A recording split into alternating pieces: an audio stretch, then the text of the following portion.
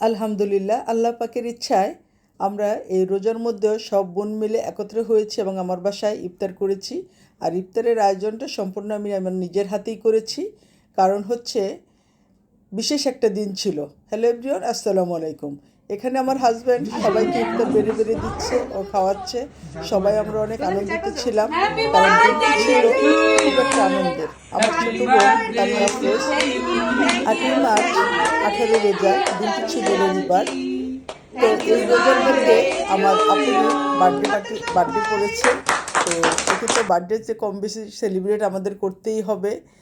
তো রমজান বলে আমরা বাইরে আর কোনো কিছু করিনি, বা কেকটাও সেভাবে কাটার মতো কিছু করিনি। তো বাসায় বসে আমরা সব কিছু করেছি। ইফতার বানিয়েছি মজার মজার, বোনদেরকে ডেকেছি। আমি আর আমার ছোটো বোন রোজা জানতাম যে আজকে আমার ছোটো বোন তানিয়া আফরোজের বার্থডে, বাকি সদস্যরা হয়তো ভুলে গিয়েছিল। তো ইফতারের উসিলায় সবাইকে আমার বাসায় ডেকেছি। আমি আমার নিজের হাতে মজার মজার ইফতার বানিয়েছি, সবাইকে ইফতার খাইয়েছি। খাওয়ার কিছুক্ষণ পর ছুটি আমরা আড্ডা দিয়ে তারপর চলে আসছি আরেকটা খাবারে। আর এই খাবার এখানে বেশ কিছু খাবার আমার ছোট বোন রোজা রান্না করে নিয়ে আসছে, ও রোজি আফরোজ রান্না করে নিয়ে আসছে।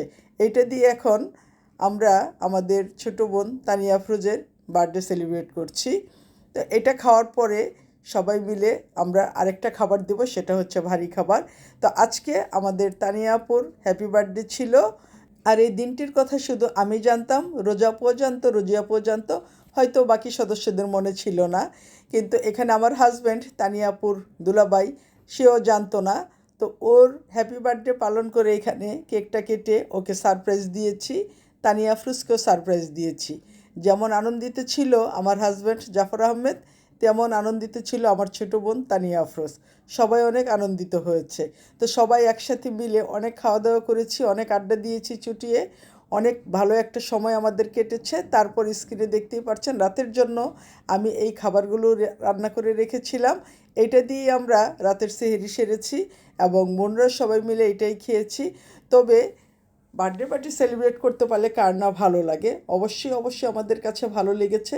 আপনাদের কাছে ভিডিওটা কেমন লেগেছে কমেন্টস করে অবশ্যই অবশ্যই জানাবেন।